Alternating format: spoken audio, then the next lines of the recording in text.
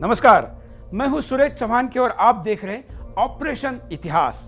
इस हफ्ते हम आपके सामने एक ऐसे वास्तु को, ऐसे भवन को लेकर आने वाले हैं जिसका भारत के लिए इतना बड़ा महत्व है जितना शायद इस देश का लाल किले का, राष्ट्रपति भवन का या किसी भी बड़े वास्तु का नहीं है। जी हाँ, जिसको आज कुतुब मीनार कहते हैं। ये विश्व की पहली वेधशाला थी जो कि नक्षत्रों के आधार पर बने हुए मंदिर का एक बड़ा कॉम्प्लेक्स था। और आपको पता ही है कि हिंदुस्तान खगोल शास्त्र में दुनिया में तब आगे था, लोगों को चांद तारों के आगे जाकर 27 नक्षत्र भी हो सकते हैं और उस नक्षत्रों में भी दुनिया भर के विश्व की कल्पना के 7 खगोल को जमीन पर उतारने का सबसे बेहतरीन नमूना वो था जिसको आज लोग कुतुब मीनार कहते हैं। ऐसे खगोल शास्त्र के इतने बड़े सबसे महान उदाहरण को वो लोग कैसे बना सकते थे जिन लोगों को शास्त्र का श भी पता नहीं था, लेकिन आज उस कुतुब मीनार को उनके नाम के साथ जोड़ा जाता है। आइए पहले इसको समझ लेते हैं। कुतुब मीनार के संबंध में प्रचलित मान्यताओं के अनुसार इसका निर्माण कार्य दिल्ली के पहले मुस्लिम शासक कुतुबुद्दीन ऐबक ने शुरू करवाया था। ऐबक के बाद इसका निर्माण कार्य इल्तुतमिश ने पूरा करवाया। देश के आधुनिक इतिहासकारों के अनुसार इस बात का कोई भी प्रमाण नहीं है कि कुतुब मीनार को भारत में राजपूत राजाओं द्वारा पहले से बनाए स्तंभों से प्रेरित होकर बनवाया गया होगा। यह मीनार लालकोट नामक ऐतिहासिक किले के चबूतरे पर बनाया गया है। कुतुब मीनार में जगह जगह लगे अरबी फारसी में लिखे अभिलेखों से पता चलता है कि इस मीनार के क्षतिग्रस्त होने पर फिरोज शाह तुगलक और सिकंदर लोधी ने इसका जीर्णोद्धार करवाया। 1981 में कुतुब मीनार के भीतर हुए हादसे में 45 लोगों की मौत के बाद इसके भीतर लोगों के प्रवेश पर रोक लगा दिया गया। मीनार का निर्माण लाल बालू पत्थरों से हुआ है। इसके चारों ओर कुरान की आयतें खोदी हुई हैं। कुछ इतिहासकार इसे इंडो अरबिक निर्माण शैली का बेजोड़ उदाहरण मानते हैं।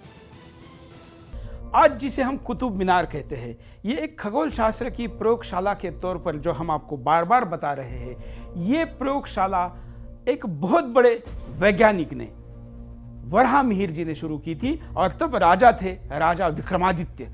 अपने धन का, अपने धनार्जन का, अपने राज्य के पास जो उपलब्ध पैसा है उसका फ्यूचर के लिए कितना इन्वेस्टमेंट करना चाहिए, उस जमाने के राजाओं ने हमारे सामने इसका आदर्श उदाहरण रखा हुआ है। और ये विज्ञान के तौर पर हुई इन्वेस्टमेंट इस देश में होने वाले बारिश से लेके, इस देश में होने वाले भौगोलिक परिणामों से लेके खगोलीय उपयोग के लिए यहाँ पर संशोधन होता था। दुनिया के जाने माने लोगों ने भी यहाँ पर आकर संशोधन करने के तमाम उदाहरण मौजूद हैं। इस वेधशाला अर्थात कुतुब मीनार की आगे की कहानी। सम्राट विक्रमादित्य के ज्योतिषाचार्य वराहमिहिर के नाम पर स्थित मेहरावली, जिसका विकृत रूप आज मेहरौली के नाम से जाना जाता है, कभी ज्योतिष, खगोल विज्ञान और गणित के अध्ययन और शोध का बहुत बड़ा केंद्र था। कुतुब मीनार जिस स्थान पर है उसका नाम मेहरौली है।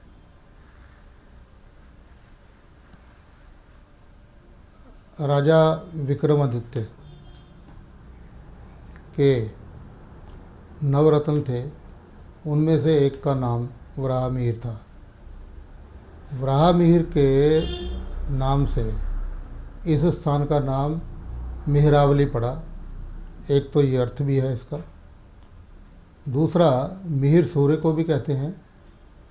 और मेहरावली यानी कि उन 27 मंदिर या कमरे जहाँ पर ये ऑब्जर्वेटरी के रूप में कुतुब मीनार बनाई गई थी और वहाँ पर नक्षत्रों के बारे में शोध कार्य होते थे, तो उस दृष्टि से इसका नाम जो है वो मेहरावली यानी कि उस 27 नक्षत्रों की श्रृंखला के रूप में ये सामने आती है।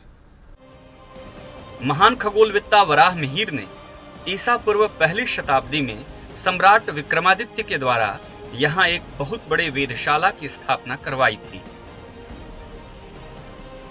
जिसके केंद्र में विशाल मेरू स्तंभ का निर्माण भी करवाया गया था।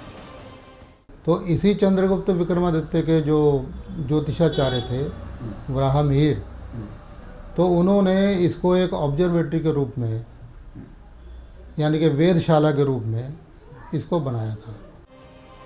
समय बीतने पर इस मेरू स्तंभ को यमुना स्तंभ, विजय स्तंभ, कीर्ति स्तंभ, सूर्य स्तंभ, वेद स्तंभ, विक्रम स्तंभ, विष्णु ध्वज आदि नामों से भी जाना और पुकारा गया।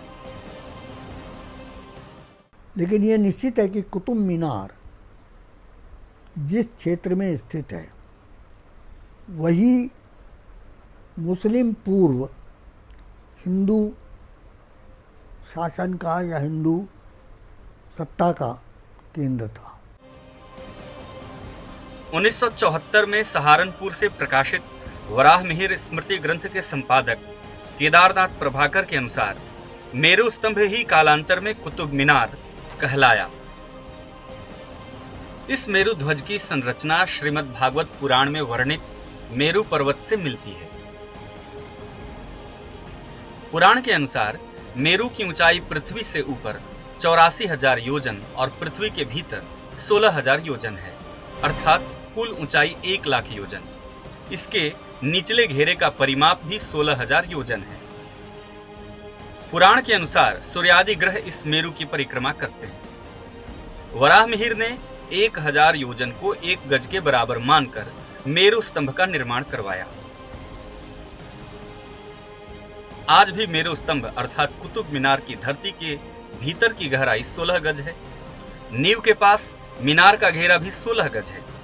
पृथ्वी के ऊपर मूल मेरू स्तंभ 84 गज यानी 252 फीट ऊंचा था, लेकिन इसके सबसे ऊपरी मंजिल के टूट जाने के बाद वर्तमान में इसकी ऊंचाई 234 फीट 7 इंच रह गई है। मेरू स्तंभ यानी कुतुब मीनार का आकार गाजर या कमल फूल की पंखुड़ी के समान नीचे से ऊपर की ओर पतला होता चला गया है। इस स्तंभ के चारों ओर 27 नक्षत्रों के मंदिर अथवा मंडप अवस्थित थे, जिन्हें बाद में कुतुबुद्दीन ऐबक ने तोड़कर कुव्वतुल इस्लाम मस्जिद बनवा दिया।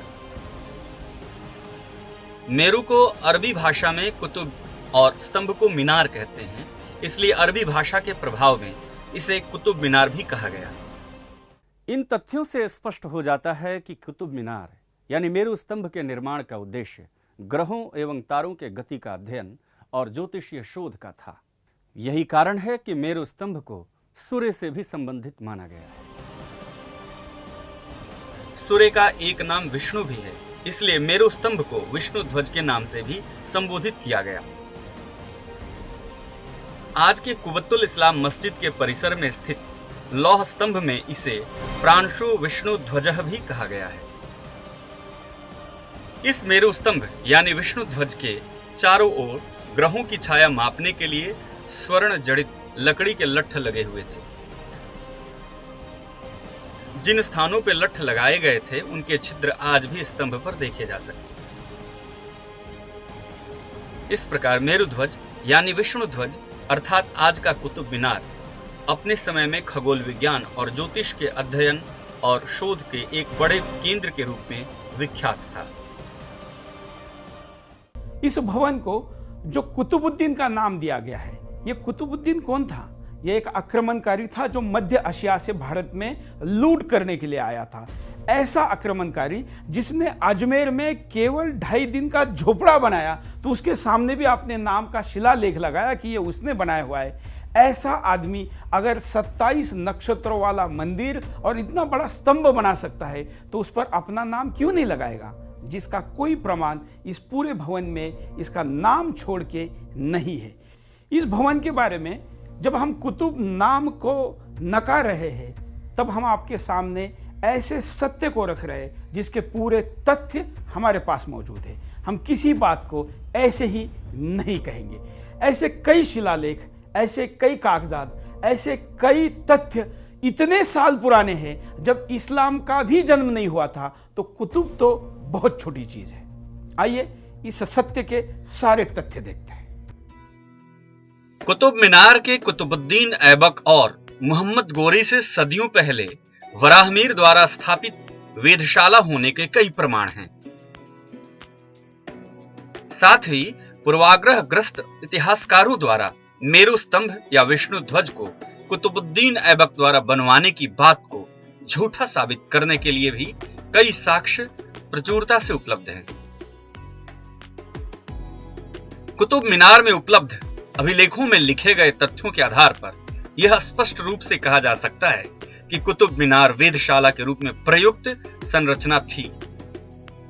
कुतुब मीनार पर अंकित अभिलेखों को 3 वर्गों में विभाजित किया जा सकता है। पहले कोटि के अभिलेख वो हैं जो कुतुब मीनार के भीतरी और बाहरी दीवारों पर, प्रवेश द्वार पर, रोशनदानों में, कोनों में या अन्य गुप्त स्थानों पर अंकित किए गए। इन अभिलेखों की लिपि अत्यंत क्लिष्ट और समझे जाने में कठिन है। इन पहले प्रकार के अभिलेखों के भावार्थ समझने पर स्पष्ट हो जाता है कि कुतुब मीनार का निर्माण गोरी या ऐबक के जमाने से वर्षों पहले का है। कुतुब मीनार के प्रवेश द्वार के बाहर दाहिनी तरफ, प्रवेश द्वार के भीतर बाईं तरफ और सीढ़ियों के पास मेहराब में कुल 3 स्थानों पर संवत 1256 अंकित है। संवत 1256 यानी 1169 ईस्वी। मोहम्मद गोरी ने दिल्ली पर 1193 से 1200 ईस्वी तक और उसके मरने के बाद कुतुबुद्दीन ऐबक ने 1206 से 1210 ईस्वी तक दिल्ली पर शासन किया। स्पष्ट है कि कुतुब मीनार में अंकित 1256 संवत यानी 1169 में कुतुब मीनार मौजूद था और यह ऐबक के द्वारा निर्मित नहीं है बल्कि इसके जमाने से वर्षों पहले का है। कुतुब मीनार की दूसरी मंजिल पर अंकित एक अभिलेख में संवत 1204 अंकित है, लेकिन खरोंच के कारण कुछ इतिहासकार 2 को 7 पढ़ते हुए इसे 1704 मान लेते हैं। लेकिन जम्मू कश्मीर के पूर्व मुख्य न्यायाधीश कंवर सेन ने इसे संवत 1204 ही माना है। संवत 1204 के अनुसार यह अभिलेख सन 1147 ईस्वी का है, जो पृथ्वीराज चौहान के शासनकाल से भी पहले का है। कुतुब मीनार के रोशनदानों और अंदर कई अन्य जगहों पर कूट अक्षरों में गणनाएं अंकित हैं। एक ऐसी ही गणना में 1 से 9 तक के अंक के सामने सा, त्रो, स्त आदि लिखा हुआ है। चूंकि कुतुब मीनार एक वेधशाला थी, इसलिए निश्चित रूप से कहा जा सकता है कि वराहमिहिर अथवा उनके शिष्यों ने नवग्रहों की गति अथवा चलन के संबंध में इन गणनाओं को अंकित किया होगा। कुतुब मीनार में प्राप्त दूसरी प्रकार के अभिलेख भी स्पष्ट संकेत देते हैं कि यह एक हिंदू मूलक संरचना है। कुतुब मीनार के मुख्य प्रवेश द्वार के बाईं तरफ एक अभिलेख में संवत 1464 समाप्त, सविता आदि शब्दों से बना एक वाक्य अंकित है। इसमें समाप्त और सविता यानी सूर्य का अर्थ स्पष्ट है, जो यह सिद्ध करने के लिए पर्याप्त है कि यह विष्णु स्तंभ एक हिंदू मूलक निर्माण था। जहाँ कोई कुछ मिला या नहीं मिला, कोई मंदिर पर कोई संपत्ति गड़ी हुई है, सोना गड़ा हुआ, इसके लिए यहाँ के एसआई और सारे सक्रिय हो जाते हैं। लेकिन प्रत्यक्ष दिख रहा है कि कुतुब मीनार जिसका नाम है, कुतुबुद्दीन ऐबक कब हुआ? 1208 में, और 1212 में वो चला गया। 4 साल में जो मीनार जो 10,000 वर्ष पुरानी है, जो लोहे की एक अद्भुत कृति है दुनिया के लिए, जो दुनिया के लिए एक आश्चर्य है कि लोहे का एक ऐसा मीनार जिस पर जंग नहीं लगता आज तक, उसका निर्माण कुतुबुद्दीन ऐबक ने कराया था क्या 4 साल में? ये हास्यास्पद है और दुर्भाग्य है कि इसके सुन करके भी देश के इतिहासकारों के मन को कष्ट नहीं होता। कुतुब मीनार की तीसरी मंजिल पर अंकित एक अभिलेख में पृथ्वी निर्पह स्तंभ अंकित है। इसे शुद्ध संस्कृत में पृथ्वी नृपह स्तंभ लिखा जाना चाहिए था। नृपह मतलब राजा। यह स्पष्ट करता है कि यह अभिलेख पृथ्वीराज चौहान, जिनका शासनकाल 1175 से 1193 ईस्वी तक रहा है, के शासनकाल में किसी राज कारीगर या अन्य किसी व्यक्ति द्वारा उस स्थान पर अंकित किया गया होगा। जिसकी संस्कृत भाषा की जानकारी कम थी, इसलिए उसने पृथ्वी नृपह की जगह निरपह लिखा। कुतुब मीनार की 5वीं मंजिल पर एक अभिलेख को स्पष्ट रूप से पढ़ा जा सकता है। इस अभिलेख में ओम, स्वस्ति, देवपाल जैसे शब्दों का प्रयोग हुआ है। इस अभिलेख में इसे विश्वकर्मा प्रासाद माना गया है। विश्वकर्मा हिंदू मान्यताओं में निर्माण और शिल्प के देवता माने गए हैं। हो सकता है उनके नाम पर इसे विश्वकर्मा प्रासाद कहा गया हो। इस अभिलेख में संवत 1426 अंकित है, यानी 1371 ईस्वी, अर्थात इस काल तक मेरु स्तंभ या विष्णु ध्वज को हिंदू मूलक निर्माण ही माना जाता रहा।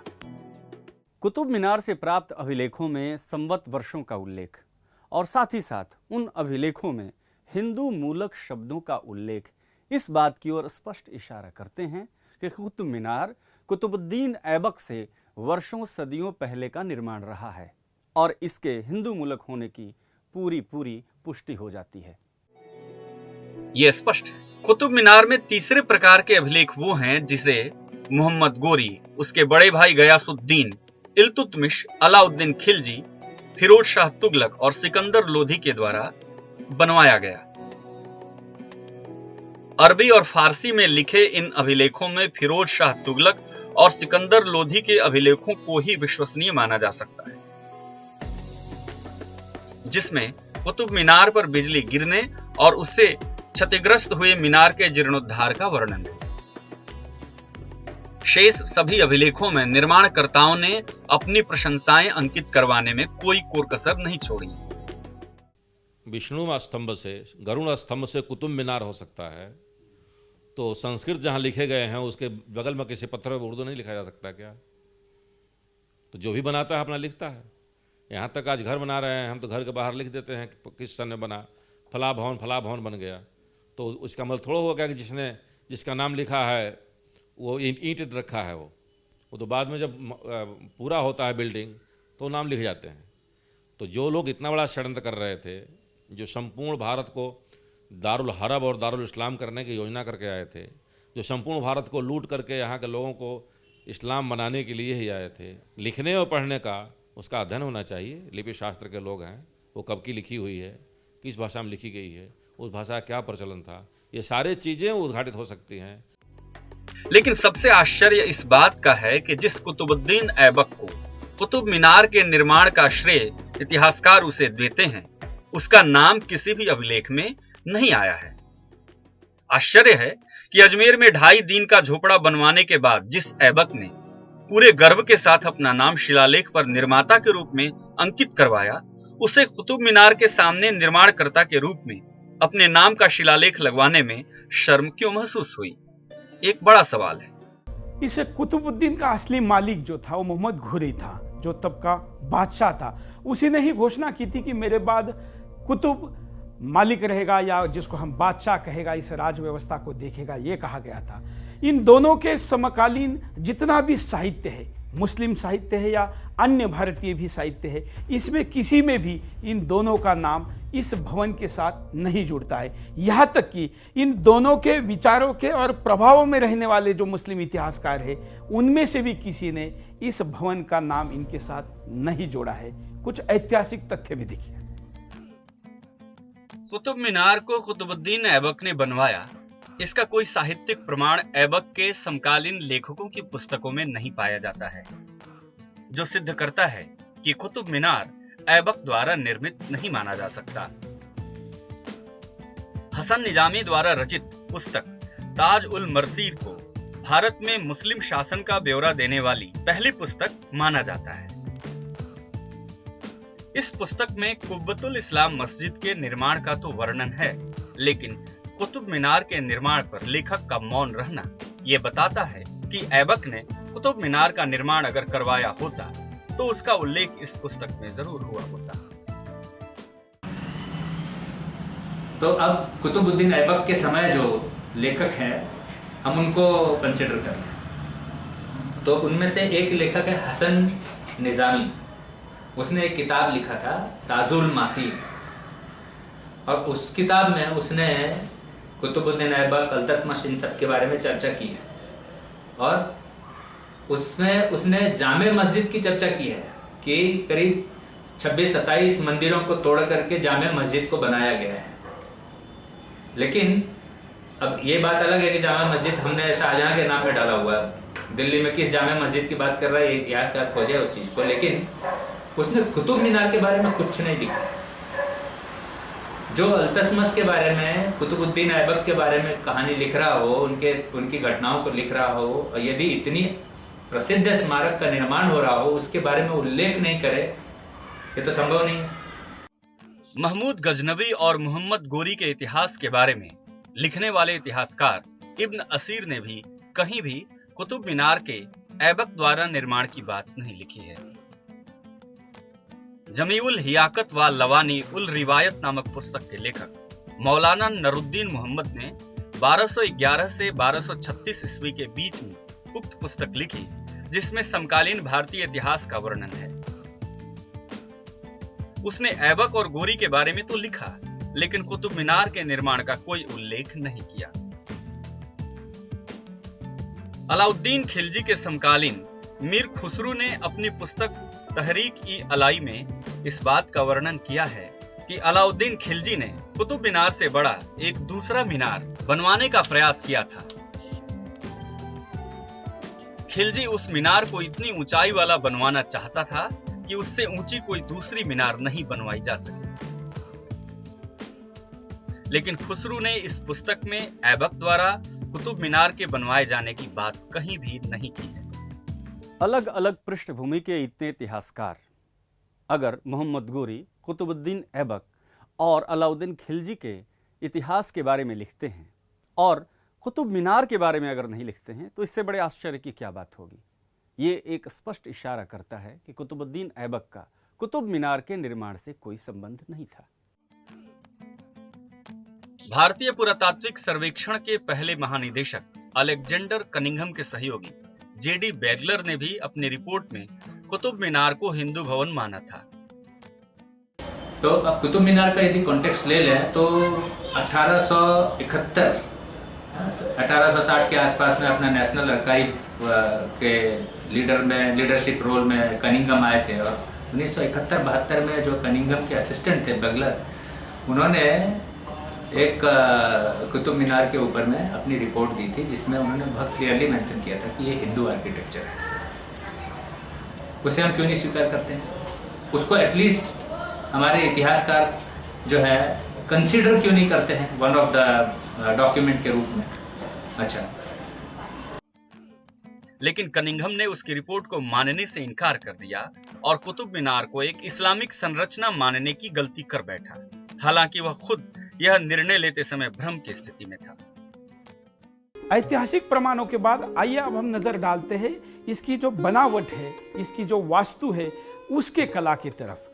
अगर हम ये देखें तो जिस प्रकार से ये पूरी वेदशाला बनी है, जिसको विष्णु स्तंभ कहा जाता है, विष्णु ध्वज भी कहा जाता है, ये विष्णु का नाम इसलिए भी आता है क्योंकि ये सारे जो नक्षत्र है इसका स्वामी सूर्य माना गया है, और सूर्य का एक नाम विष्णु भी है, एक रूप विष्णु भी है, और इसलिए इसको विष्णु स्तंभ कहा गया। इसकी सारी बनावटों को अगर हम देखते हैं तो पूरी तरीके से भारतीय स्थापत्य कला का आदर्श उदाहरण है। आइए इस पर नजर डालते हैं। कुतुब मीनार अर्थात विष्णु ध्वज एक वेदशाला था। विष्णु ध्वज यानी कुतुब मीनार के निर्माण और संरचनात्मक विशेषताओं पर गौर करें तो स्पष्ट हो जाएगा कि इसका निर्माण पूर्णतः हिंदू निर्माण शैली, शिल्प और ज्योतिषीय विशिष्टताओं पर आधारित है। कुतुब मीनार के रोशनदान इसके वेदशाला होने का बड़ा ठोस प्रमाण प्रस्तुत करते हैं। इन रोशनदानों का निर्माण ग्रहों और नक्षत्रों के रात या दिन के समय देखने के लिए किया गया था। इन रोशनदानों से विष्णु ध्वज के भीतर आने वाले प्रकाश को नियंत्रित करने के लिए रोशनदानों के आगे मोटे रस्से लटकाने की व्यवस्था थी। इन रोशनदानों की संख्या 27 है, जो आकाश में अलग अलग 27 नक्षत्रों को देखने के लिए बनाए गए थे। ये सारे रोशनदान एक दूसरे से 105 डिग्री के अंतर पर बनाए गए हैं ताकि संपूर्ण आकाश का निरीक्षण किया जा सके। फिर इसकी जो मंजिल में जब वो ऊपर जाते हैं तो जो झरोके हैं वो भी गिनती में 27 हैं। उन झरोकों में बैठ के यदि दूरबीन लगाई जाए तो और उसी की सीध में देखा जाए तो जो झरोका जिस नक्षत्र से संबंधित है उस झरोके से वो नक्षत्र एक पर्टिकुलर समय में वो दिखाई देते हैं। कुतुब मीनार का मुख्य प्रवेश द्वार उत्तर दिशा में है। उत्तर दिशा में यह प्रवेश द्वार ध्रुव तारे को देखने के लिए बनवाया गया था। यहाँ एक महत्वपूर्ण बात यह है कि अगर कुतुबुद्दीन इस विष्णु ध्वज यानी कुतुब मीनार का निर्माता रहा होता तो कुतुब मीनार का मुख्य प्रवेश द्वार पश्चिम दिशा की ओर रखता, न कि उत्तर की ओर। मैं एक स्पष्ट रूप से कह सकता हूँ और दबाव और विश्वास के साथ कह सकता हूँ कि कुतुब मीनार किसी कुतुब मीनार नहीं है। वह गरुड़ स्तंभ है, वो विष्णु और सरस्वती का मंदिर है।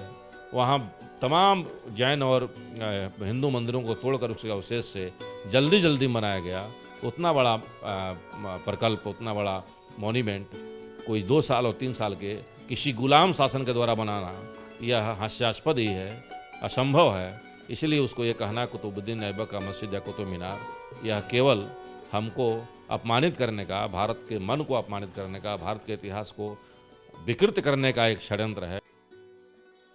कुतुब मीनार के रोशनदानों के आसपास लोहे के जंजीरों के प्रयोग के निशान मिलते हैं। उनमें कुछ लोहे के अंश कुब्बतुल इस्लाम मस्जिद परिसर में स्थित लौह स्तंभ से मिलते हैं, जो दिखाता है कि यह मीनार लौह स्तंभ के निर्माण के आसपास का निर्माण है। कुतुब मीनार को वेधशाला सिद्ध करने के लिए इससे बनने वाली साल के अलग अलग दिनों की छाया का अध्ययन सबसे सरल साधन है। सहारनपुर से प्रकाशित वराहमिहिर स्मृति ग्रंथ के संपादक केदारनाथ प्रभाकर ने 1970 में कुतुब मीनार के छाया का अध्ययन अलग अलग दिनों में किया था। केदारनाथ प्रभाकर के पर्यवेक्षण के अनुसार 21 जून ठीक मध्याह्न को जब दिन सबसे बड़ा होता है तब कुतुब मीनार की छाया पृथ्वी पर दिखाई नहीं देती है। दक्षिणी दिल्ली में कुतुब मीनार के नाम से जो इस समय प्रसिद्ध रचना है, ये दक्षिण की तरफ 5 डिग्री 1 मिनट और 28 सेकंड जो है वो दक्षिण की तरफ झुकी हुई है। जिस समय सूर्य जो है 12 बजे के लगभग जब 21 जून को आता है तो उस समय इसकी जो परछाई है वो इसके नीचे के सरफेस से मतलब गायब हो जाती है। इसका कारण है कुतुब मीनार की विशिष्ट बनावट। सूर्य 21 जून को मध्य रेखा से 23 डिग्री 30 मिनट उत्तर की ओर होता है। कुतुब मीनार की स्थिति मध्य रेखा से 28 डिग्री 31 मिनट और 28 सेकंड उत्तर की ओर है। इन दोनों स्थितियों का अंतर 5 डिग्री 1 मिनट 28 सेकंड है। कुतुब मीनार का झुकाव भी दक्षिण की ओर इतना ही यानी 5 डिग्री 1 मिनट और 28 सेकंड है। यही कारण है कि कुतुब मीनार की छाया 21 जून को ठीक 12 बजे नहीं बनती। कुतुब मीनार की इस विशिष्ट बनावट को देखकर उसके वेधशाला होने पर किसी भी शंका की गुंजाइश नहीं रह जाती। यह भी जानना रोचक है कि दिल्ली में महाराजा सवाई मानसिंह द्वारा बनाए गए जंतर मंतर का निर्माण भी इसी प्रकार किया गया है कि उसकी छाया भी 21 जून को गायब हो जाती है। इसी प्रकार उत्तरी गोलार्ध में सबसे छोटे दिन यानी 23 दिसंबर को कुतुब मीनार की छाया मध्याह्न 12:20 पर सबसे लंबी यानी 280 फीट की होती है। लेकिन जब कुतुब मीनार अपनी पूरी लंबाई अर्थात 100 गज की थी उस समय उसकी छाया भी 100 गज यानी 300 फीट लंबी बनती थी, जबकि कुतुब मीनार का 84 गज हिस्सा पृथ्वी के ऊपर था और 16 गज हिस्सा पृथ्वी के नीचे। 6-6 महीने में के अंतर से इसकी जो छाया है कुतुब मीनार की वो छाया जो है वो 280 फुट के लगभग हो जाती है।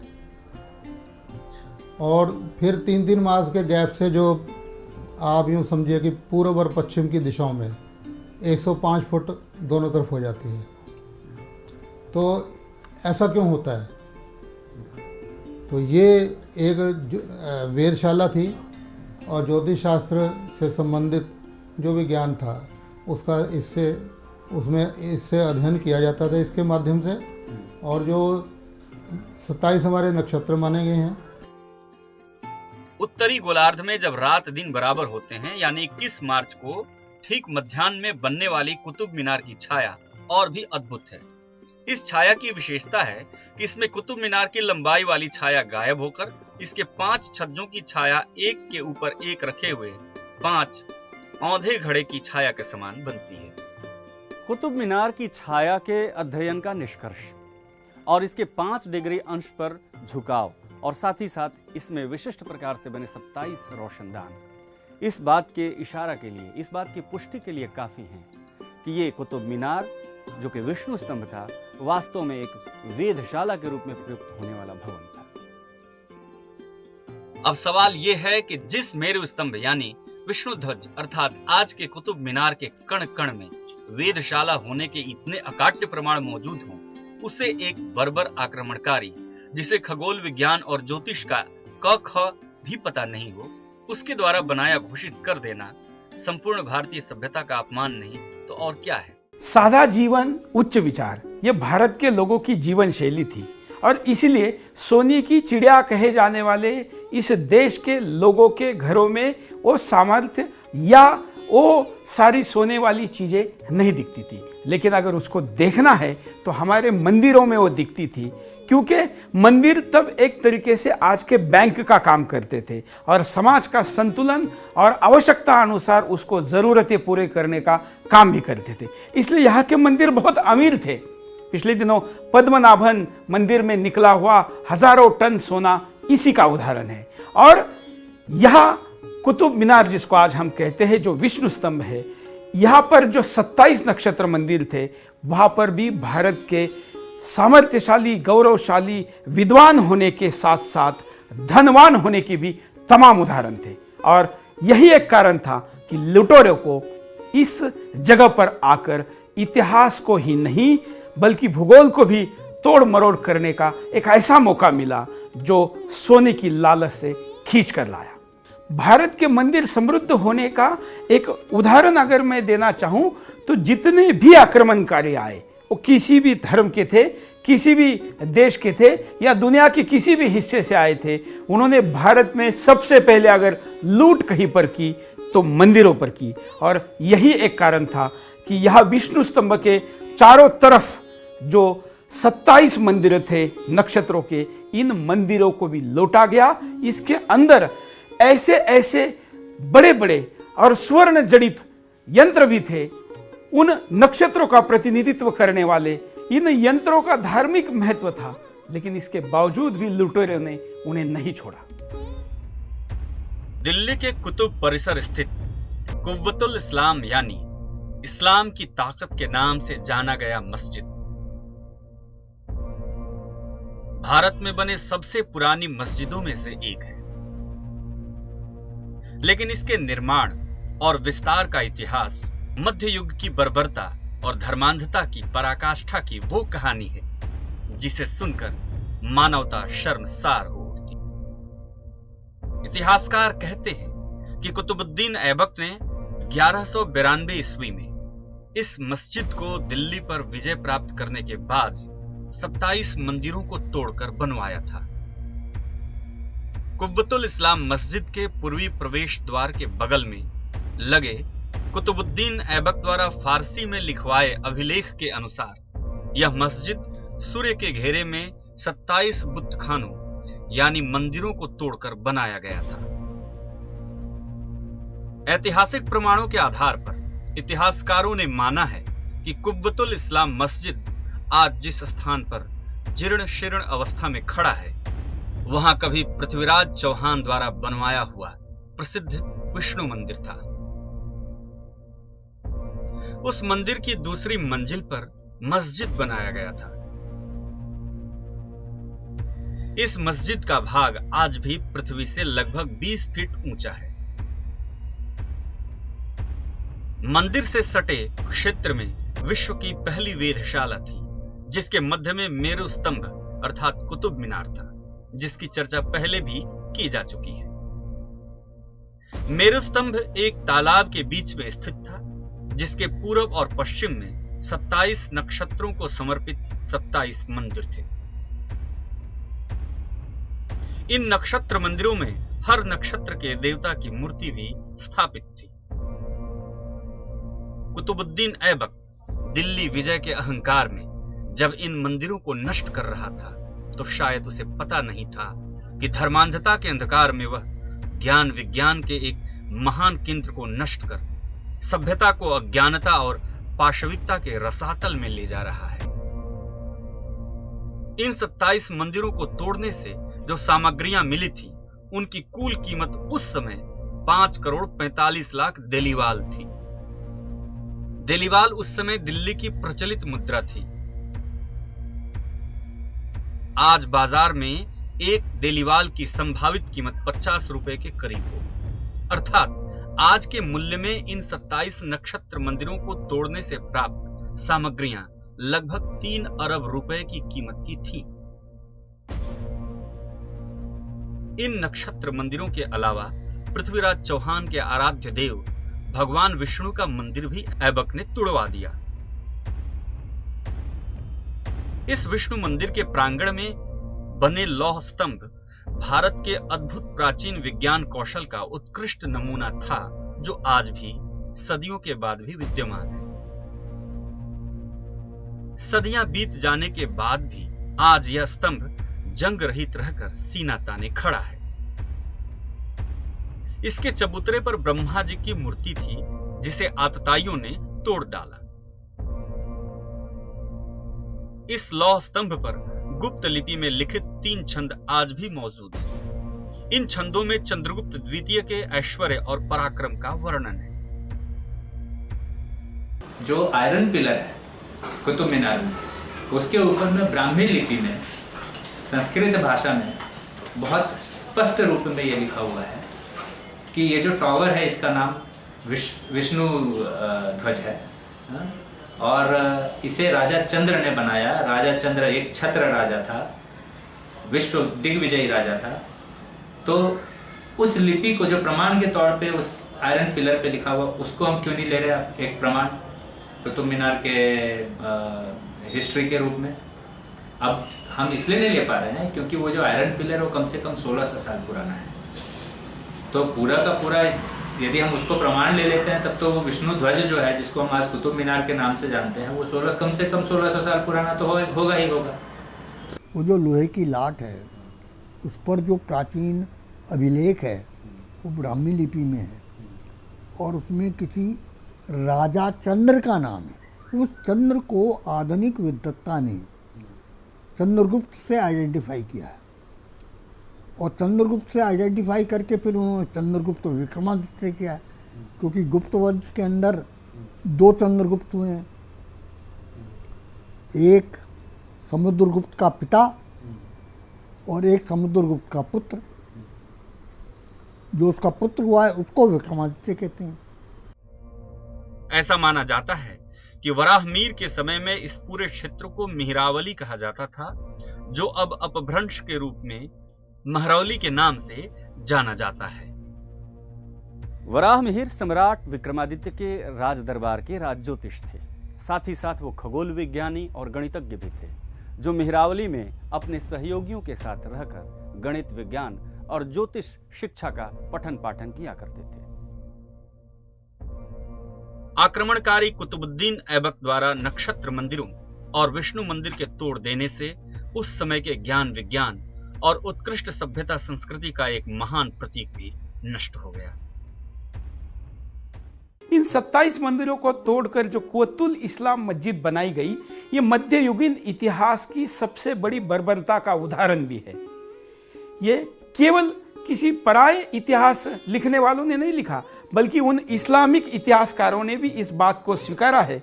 हालांकि उनका स्वीकारने का कारण और उद्देश्य अपने मुसलमान भाइयों में गुणगान गाना ये था, या अपने बादशाह की शौर्य कथाओं को रंगीन बनाकर पेश करना भी था। हम अगर देखें तो यहाँ पर उन चीज़ों के निशान आज भी मौजूद है, इतने सालों बाद भी, जो सीधे सीधे भारतीयता या हिंदू के साथ जोड़े जाते हैं। कुव्वतुल इस्लाम मस्जिद, मेरुस्तंभ या विष्णुध्वज अर्थात कुतुब मीनार वेदशाला के ही 27 नक्षत्र मंदिरों को ध्वस्त कर उसकी सामग्रियों से बनवाया गया था। इसके कई साहित्यिक और संरचनात्मक प्रमाण मस्जिद के चप्पे चप्पे पर दिखाई देते हैं। भारतीय पुरातात्विक सर्वेक्षण के महानिदेशक अलेक्जेंडर कनिंघम के सहयोगी जेडी बैगलर ने 1871-72 में प्रस्तुत अपनी रिपोर्ट में कहा कि मस्जिद वाले स्थान पर एक विशाल मंदिर के अस्तित्व होने की पूरी संभावना है। कि जब तक किसी मुल्क में वहाँ के रहने वालों के आप धर्म को अटैक नहीं करेंगे तो आप कभी भी उस मुल्क के ऊपर शासन नहीं कर सकते। ये अंग्रेज़ों ने देखा कि इस देश में जो भी है, अगर इनके धर्म को नहीं कुचला जाएगा, इनके पढ़ने की जो वो है एजुकेशन सिस्टम को अटैक नहीं किया जाएगा, तब तक हम यहाँ के ऊपर इनके ऊपर शासन नहीं कर सकते। इसीलिए वो अंग्रेज़ी यहाँ के ऊपर लाए। इसीलिए उन्होंने जितनी कोशिशें की थी वेस्ट की, वो सब यहाँ थोपने की कोशिश की, और हमारे धर्म को भी उन्होंने लोगों को ईसाई बनाना शुरू किया, कन्वर्ट करना शुरू किया। जब तक आप उस पर अटैक नहीं करेंगे, किसी देश पे आप राज नहीं कर सकते। एक और महत्वपूर्ण रिहाला नामक पुस्तक के लेखक इब्न बतूता ने इस बात का विस्तार से वर्णन किया है कि कुव्वतुल इस्लाम मस्जिद मंदिरों के समूह को ध्वस्त कर बनाई गई थी। दिल्ली पर विजय प्राप्त करने के बाद इन मंदिरों को मस्जिद में बदल डाला गया। मस्जिद के पूर्वी द्वार पर लगे भारतीय पुरातात्विक सर्वेक्षण के शिलापट्ट में इस बात का उल्लेख है कि इस मस्जिद का निर्माण 27 मंदिरों को तोड़कर किया गया। जॉन एल एस्पोजिटो ने अपनी पुस्तक the Oxford history of Islam में लिखा है कि कुव्वतुल इस्लाम मस्जिद 1191 में बनना शुरू हुआ, जिसका निर्माण स्थल ध्वस्त किए गए मंदिर का अवशेष था।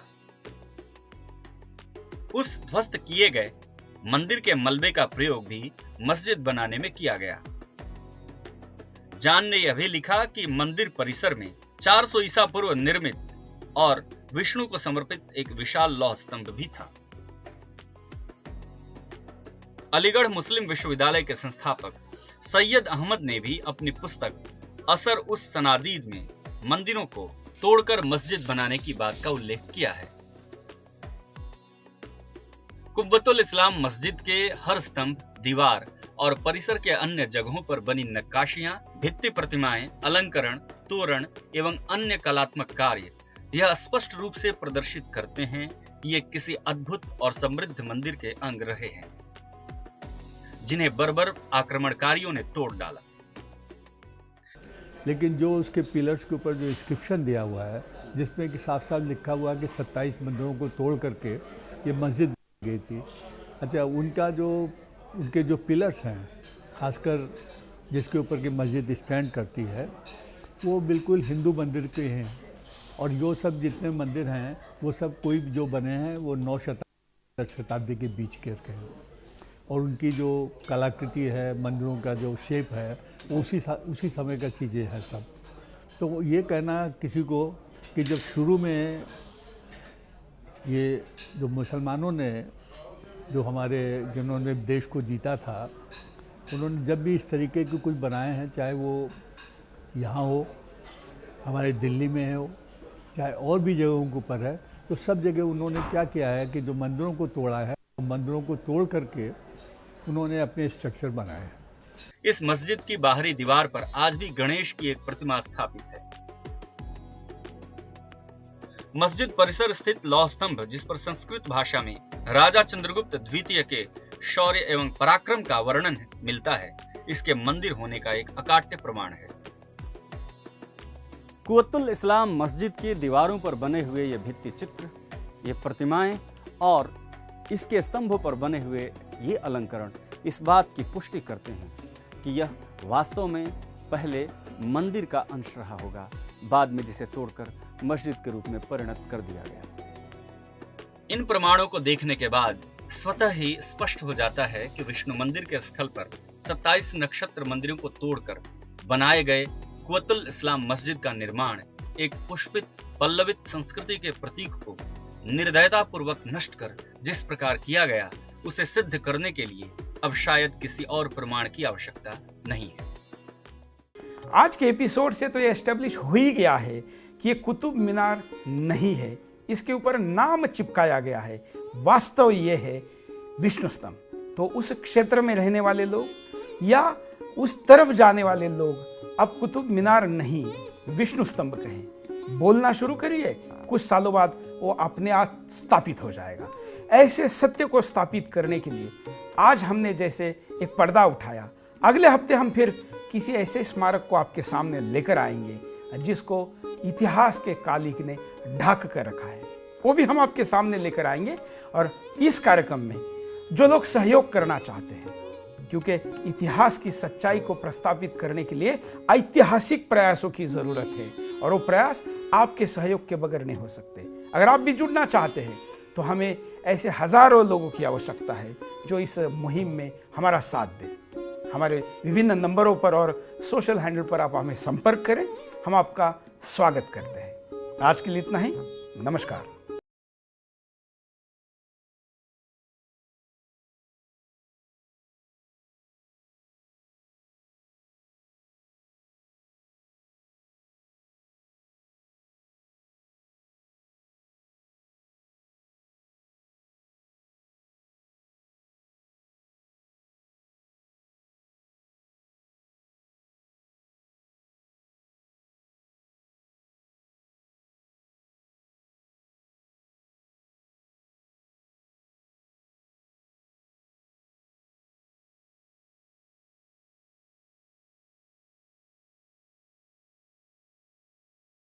हैं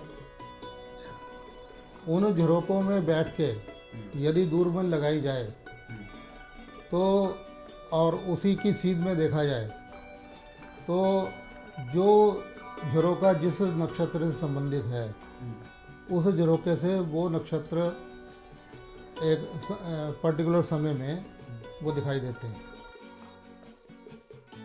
कुतुब मीनार का मुख्य प्रवेश द्वार उत्तर दिशा में है। उत्तर दिशा में यह प्रवेश द्वार ध्रुव तारे को देखने के लिए बनवाया गया था। यहां एक महत्वपूर्ण बात यह है कि अगर कुतुबुद्दीन इस विष्णु ध्वज यानी कुतुब मीनार का निर्माता रहा होता तो कुतुब मीनार का मुख्य प्रवेश द्वार पश्चिम दिशा की ओर रखता, न कि उत्तर की ओर। मैं स्पष्ट रूप से कह सकता हूं और दबाव और विश्वास के साथ कह सकता हूं कि कुतुब मीनार किसी कुतुब मीनार नहीं है। वह गरुड़ स्तंभ है, वो विष्णु और सरस्वती का मंदिर है। वहाँ तमाम जैन और हिंदू मंदिरों को तोड़कर उसके अवशेष से जल्दी जल्दी बनाया गया उतना बड़ा प्रकल्प, उतना बड़ा मॉन्यूमेंट कोई 2 साल और 3 साल के किसी गुलाम शासन के द्वारा बनाना यह हास्यास्पद ही है, असंभव है। इसलिए उसको ये कहना कुतुबुद्दीन ऐबक का मस्जिद या कुतुब मीनार, यह केवल हमको अपमानित करने का, भारत के मन को अपमानित करने का, भारत के इतिहास को विकृत करने का एक षड्यंत्र है। कुतुब मीनार के रोशनदानों के आसपास लोहे के जंजीरों के प्रयोग के निशान मिलते हैं। उनमें कुछ लोहे के अंश कुव्वतुल इस्लाम मस्जिद परिसर में स्थित लौह स्तंभ से मिलते हैं, जो दिखाता है कि यह मीनार लौह स्तंभ के निर्माण के आसपास का निर्माण है। कुतुब मीनार को वेधशाला सिद्ध करने के लिए इससे बनने वाली साल के अलग अलग दिनों की छाया का अध्ययन सबसे सरल साधन है।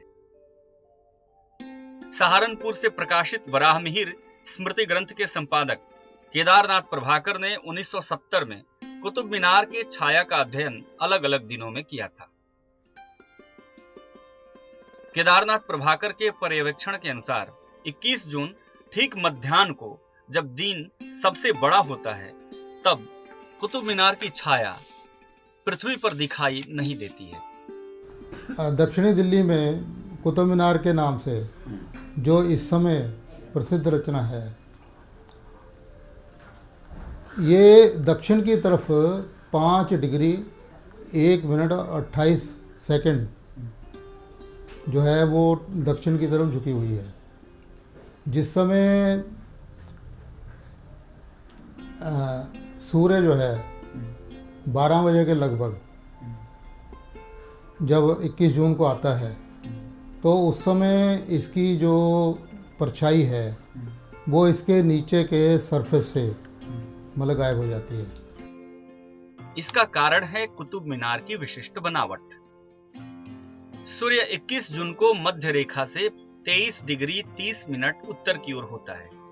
कुतुब मीनार की स्थिति मध्य रेखा से 28 डिग्री 31 मिनट और 28 सेकंड उत्तर की ओर है। इन दोनों स्थितियों का अंतर 5 डिग्री 1 मिनट 28 सेकंड है। कुतुब मीनार का झुकाव भी दक्षिण की ओर इतना ही, यानी 5 डिग्री 1 मिनट और 28 सेकंड है। यही कारण है कि कुतुब मीनार की छाया 21 जून को ठीक 12 बजे नहीं बनती। कुतुब मीनार की इस विशिष्ट बनावट को देखकर उसके वेधशाला होने पर किसी भी शंका की गुंजाइश नहीं रह जाती। यह भी जानना रोचक है कि दिल्ली में महाराजा सवाई मानसिंह द्वारा बनाए गए जंतर मंतर का निर्माण भी इसी प्रकार किया गया है कि उसकी छाया भी 21 जून को गायब हो जाती है। इसी प्रकार उत्तरी गोलार्ध में सबसे छोटे दिन यानी 23 दिसंबर को कुतुब मीनार की छाया मध्याह्न 12:20 पर सबसे लंबी यानी 280 फीट की होती है। लेकिन जब कुतुब मीनार अपनी पूरी लंबाई अर्थात 100 गज की थी, उस समय उसकी छाया भी 100 गज यानी 300 फीट लंबी बनती थी। जबकि कुतुब मीनार का 84 गज हिस्सा पृथ्वी के ऊपर था और 16 गज हिस्सा पृथ्वी के नीचे। 6 महीने में के अंतर से इसकी जो छाया है कुतुब मीनार की, वो छाया जो है वो 280 फुट के लगभग हो जाती है। और फिर 3-3 मास के गैप से जो आप यूँ समझिए कि पूर्व और पश्चिम की दिशाओं में 105 फुट दोनों तरफ हो जाती है। तो ऐसा क्यों होता है? तो ये एक वेधशाला थी और ज्योतिष शास्त्र से संबंधित जो भी ज्ञान था उसका इससे अध्ययन किया जाता था इसके माध्यम से। और जो 27 हमारे नक्षत्र माने गए हैं। उत्तरी गोलार्ध में जब रात दिन बराबर होते हैं यानी 21 मार्च को ठीक मध्याह्न में बनने वाली कुतुब मीनार की छाया और भी अद्भुत है। इस छाया की विशेषता है कि इसमें कुतुब मीनार की लंबाई वाली छाया गायब होकर इसके 5 छज्जों की छाया एक के ऊपर एक रखे हुए 5 औंधे घड़े की छाया के समान बनती है। कुतुब मीनार की छाया के अध्ययन का निष्कर्ष और इसके 5 डिग्री अंश पर झुकाव और साथ ही साथ इसमें विशिष्ट प्रकार से बने 27 रोशनदान इस बात के इशारा के लिए, इस बात की पुष्टि के लिए काफी हैं कि ये कुतुब मीनार जो कि विष्णु स्तंभ था, वास्तव में एक वेधशाला के रूप में प्रयुक्त होने वाला भवन था। अब सवाल यह है कि जिस मेरु स्तंभ यानी विष्णु ध्वज अर्थात आज के कुतुब मीनार के कण कण में वेधशाला होने के इतने अकाट्य प्रमाण मौजूद हों, उसे एक बर्बर आक्रमणकारी जिसे खगोल विज्ञान और ज्योतिष का क ख भी पता नहीं हो, उसके द्वारा बनाया घोषित कर देना संपूर्ण भारतीय सभ्यता का अपमान नहीं तो और क्या है। सादा जीवन उच्च विचार ये भारत के लोगों की जीवन शैली थी और इसलिए सोने की चिड़िया कहे जाने वाले इस देश के लोगों के घरों में वो सामर्थ्य या वो सारी सोने वाली चीजें नहीं दिखती थी। लेकिन अगर उसको देखना है तो हमारे मंदिरों में वो दिखती थी, क्योंकि मंदिर तब एक तरीके से आज के बैंक का काम करते थे और समाज का संतुलन और आवश्यकता अनुसार उसको ज़रूरतें पूरे करने का काम भी करते थे। इसलिए यहाँ के मंदिर बहुत अमीर थे। पिछले दिनों पद्मनाभन मंदिर में निकला हुआ हजारों टन सोना इसी का उदाहरण है। और यह कुतुब मीनार जिसको आज हम कहते हैं, जो विष्णु स्तंभ है, यहाँ पर जो 27 नक्षत्र मंदिर थे, वहाँ पर भी भारत के सामर्थ्यशाली, गौरवशाली, विद्वान होने के साथ साथ धनवान होने की भी तमाम उदाहरण थे। और यही एक कारण था कि लुटेरों को इस जगह पर आकर इतिहास को ही नहीं बल्कि भूगोल को भी तोड़ मरोड़ करने का एक ऐसा मौका मिला जो सोने की लालच से खींच कर लाया। भारत के मंदिर समृद्ध होने का एक उदाहरण अगर मैं देना चाहूं तो जितने भी आक्रमणकारी आए वो किसी भी धर्म के थे, किसी भी देश के थे या दुनिया के किसी भी हिस्से से आए थे, उन्होंने भारत में सबसे पहले अगर लूट कहीं पर की तो मंदिरों पर की। और यही एक कारण था कि यह विष्णु स्तंभ के चारों तरफ जो 27 मंदिर थे नक्षत्रों के, इन मंदिरों को भी लूटा गया। इसके अंदर ऐसे ऐसे बड़े बड़े और स्वर्ण जड़ित यंत्र भी थे, उन नक्षत्रों का प्रतिनिधित्व करने वाले इन यंत्रों का धार्मिक महत्व था, लेकिन इसके बावजूद भी लुटेरे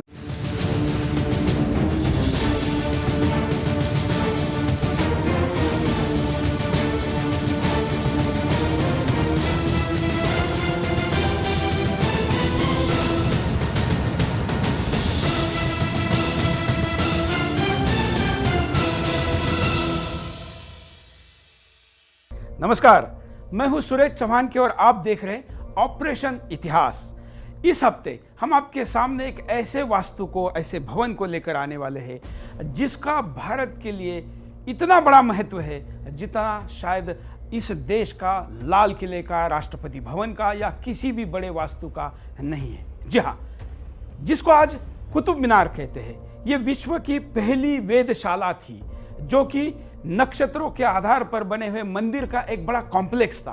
और आपको पता ही है कि हिंदुस्तान खगोल शास्त्र में दुनिया में तब आगे था, लोगों को चांद तारों के आगे जाकर 27 नक्षत्र भी हो सकते हैं और उस नक्षत्रों में भी दुनिया भर के विश्व की कल्पना के साथ खगोल को जमीन पर उतारने का सबसे बेहतरीन नमूना वो था जिसको आज लोग कुतुब मीनार कहते हैं। ऐसे खगोल शास्त्र के इतने बड़े सबसे महान उदाहरण को वो लोग कैसे बना सकते थे जिन लोगों को शास्त्र का श भी पता नहीं था, लेकिन आज उस कुतुब मीनार को उनके नाम के साथ जोड़ा जाता है। आइए पहले इसको समझ लेते हैं।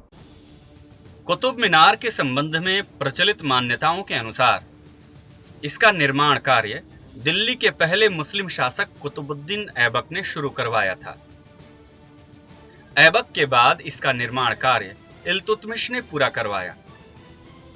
देश के आधुनिक इतिहासकारों के अनुसार इस बात का कोई भी प्रमाण नहीं है कि कुतुब मीनार को भारत में राजपूत राजाओं द्वारा पहले से बनाए स्तंभों से प्रेरित होकर बनवाया गया होगा। यह मीनार लालकोट नामक ऐतिहासिक किले के चबूतरे पर बनाया गया है। कुतुब मीनार में जगह जगह लगे अरबी फारसी में लिखे अभिलेखों से पता चलता है कि इस मीनार के क्षतिग्रस्त होने पर फिरोज शाह तुगलक और सिकंदर लोधी ने इसका जीर्णोद्धार करवाया। 1981 में कुतुब मीनार के भीतर हुए हादसे में 45 लोगों की मौत के बाद इसके भीतर लोगों के प्रवेश पर रोक लगा दिया गया। मीनार का निर्माण लाल बालू पत्थरों से हुआ है।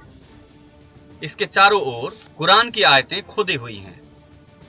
कुछ इतिहासकार इसे इंडो अरबिक निर्माण शैली का बेजोड़ उदाहरण मानते हैं। आज जिसे हम कुतुब मीनार कहते हैं, ये एक खगोल शास्त्र की प्रयोगशाला के तौर पर जो हम आपको बार बार बता रहे हैं, ये प्रयोगशाला एक बहुत बड़े वैज्ञानिक ने, वराहमिहिर जी ने शुरू की थी। और तब राजा थे, राजा विक्रमादित्य।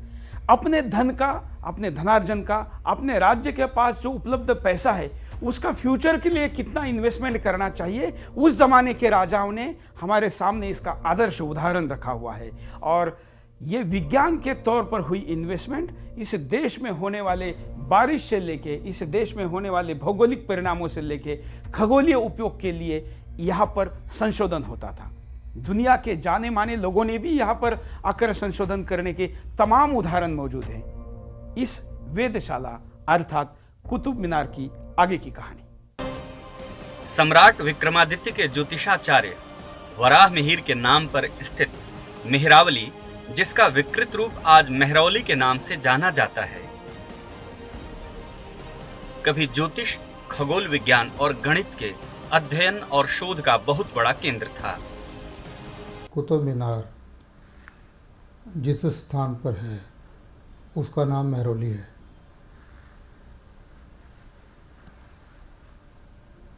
राजा विक्रमादित्य के नवरत्न थे, उनमें से एक का नाम वराहमिहिर था। वराहमिहिर के नाम से इस स्थान का नाम मिहिरावली पड़ा। एक तो ये अर्थ भी है इसका, दूसरा मिहिर सूर्य को भी कहते हैं, और मिहिरावली यानी कि उन 27 मंदिर या कमरे जहाँ पर ये ऑब्जर्वेटरी के रूप में कुतुब मीनार बनाई गई थी और वहाँ पर नक्षत्रों के बारे में शोध कार्य होते थे, तो उस दृष्टि से इसका नाम जो है वो मिहिरावली यानी कि उस 27 नक्षत्रों की श्रृंखला के रूप में ये सामने आती है। महान खगोलवेत्ता वराहमिहिर ने ईसा पूर्व पहली शताब्दी में सम्राट विक्रमादित्य के द्वारा यहाँ एक बहुत बड़े वेधशाला की स्थापना करवाई थी, जिसके केंद्र में विशाल मेरु स्तंभ का निर्माण भी करवाया गया था।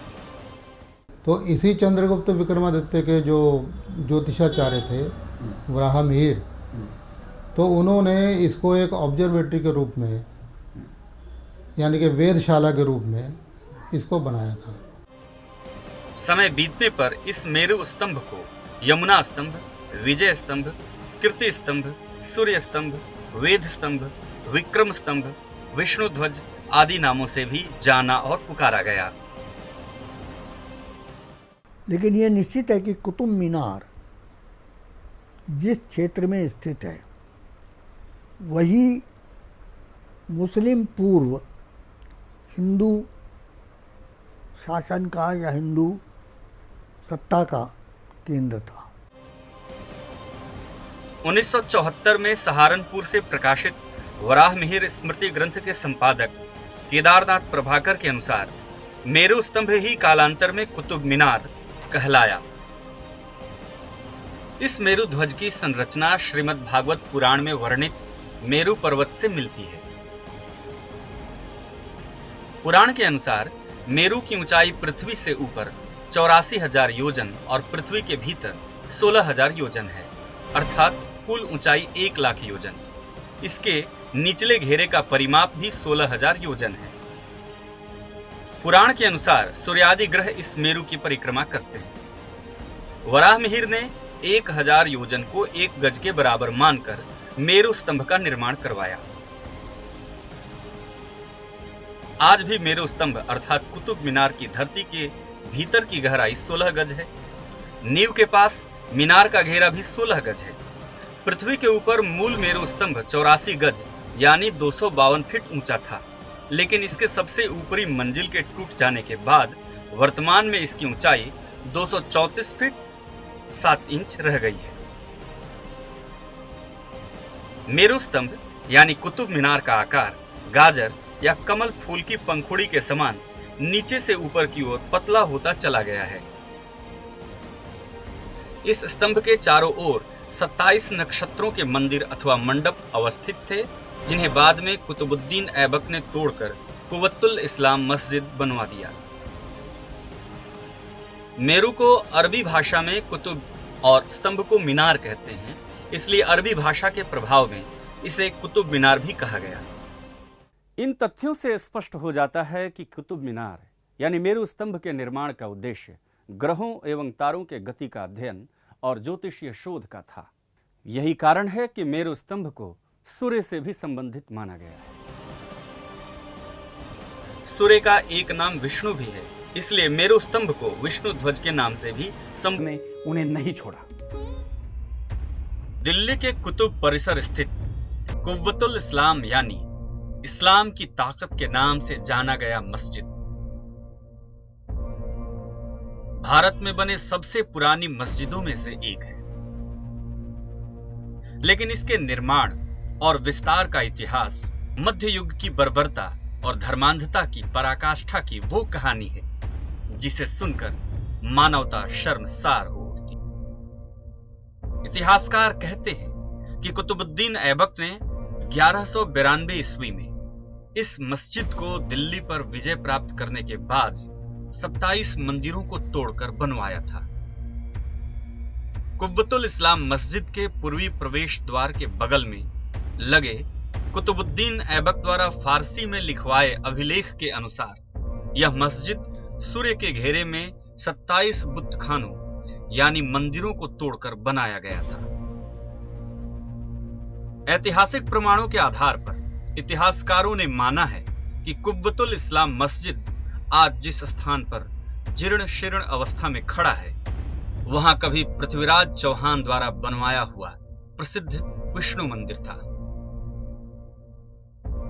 उस मंदिर की दूसरी मंजिल पर मस्जिद बनाया गया था। इस मस्जिद का भाग आज भी पृथ्वी से लगभग 20 फीट ऊंचा है। मंदिर से सटे क्षेत्र में विश्व की पहली वेधशाला थी, जिसके मध्य में मेरु स्तंभ अर्थात कुतुब मीनार था, जिसकी चर्चा पहले भी की जा चुकी है। मेरु स्तंभ एक तालाब के बीच में स्थित था, जिसके पूर्व और पश्चिम में 27 नक्षत्रों को समर्पित 27 मंदिर थे। इन नक्षत्र मंदिरों में हर नक्षत्र के देवता की मूर्ति भी स्थापित थी। कुतुबुद्दीन ऐबक दिल्ली विजय के अहंकार में जब इन मंदिरों को नष्ट कर रहा था, तो शायद उसे पता नहीं था कि धर्मांधता के अंधकार में वह ज्ञान विज्ञान के एक महान केंद्र को नष्ट कर सभ्यता को अज्ञानता और पाशविकता के रसातल में ले जा रहा है। इन 27 मंदिरों को तोड़ने से जो सामग्रियां मिली थी, उनकी कुल कीमत उस समय 5 करोड़ 45 लाख देलीवाल थी। देलीवाल उस समय दिल्ली की प्रचलित मुद्रा थी।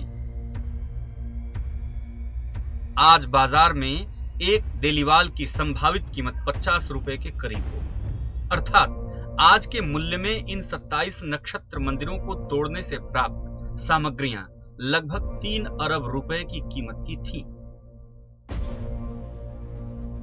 इन नक्षत्र मंदिरों के अलावा पृथ्वीराज चौहान के आराध्य देव भगवान विष्णु का मंदिर भी ऐबक ने तुड़वा दिया। इस विष्णु मंदिर के प्रांगण में बने लौह स्तंभ भारत के अद्भुत प्राचीन विज्ञान कौशल का उत्कृष्ट नमूना था, जो आज भी सदियों के बाद भी विद्यमान है। सदियां बीत जाने के बाद भी आज यह स्तंभ जंग रहित रहकर सीना ताने खड़ा है। इसके चबूतरे पर ब्रह्मा जी की मूर्ति थी, जिसे आतताइयों ने तोड़ डाला। इस लौह स्तंभ पर गुप्त लिपि में लिखित 3 छंद आज भी मौजूद हैं। इन छंदों में चंद्रगुप्त द्वितीय के ऐश्वर्य और पराक्रम का वर्णन है। जो आयरन पिलर है कुतुब मीनार में, उसके ऊपर में ब्राह्मी लिपि में संस्कृत भाषा में बहुत स्पष्ट रूप में यह लिखा हुआ है कि ये जो टावर है इसका नाम विष्णु ध्वज है, और इसे राजा चंद्र ने बनाया। राजा चंद्र एक छत्र राजा था, विश्व दिग्विजयी राजा था। तो उस लिपि को जो प्रमाण के तौर पे उस आयरन पिलर पे लिखा हुआ, उसको हम क्यों नहीं ले रहे एक प्रमाण कुतुब मीनार के हिस्ट्री के रूप में? अब हम इसलिए नहीं ले पा रहे हैं क्योंकि वो जो आयरन पिलर है वो कम से कम 1600 साल पुराना है। तो पूरा का पूरा यदि हम उसको प्रमाण ले लेते हैं, तब तो वो विष्णु ध्वज जो है, जिसको हम आज कुतुब मीनार के नाम से जानते हैं, वो कम से कम 1600 साल पुराना तो होगा ही होगा।